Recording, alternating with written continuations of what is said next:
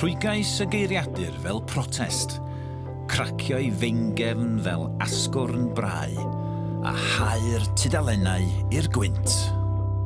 Roedd y geiriau a'r gerdded. Rhai yn nofio ar wyneb y dyfroedd.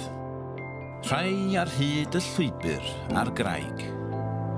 A rhai yn egliw fel bagiau plastig yng nghrog yng nghanol y draen.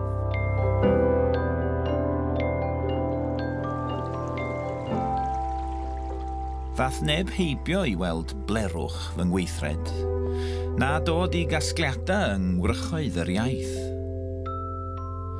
Roedd y mwyar duon yn ei hanterth, a neb yn dod i hel rheini chwaith.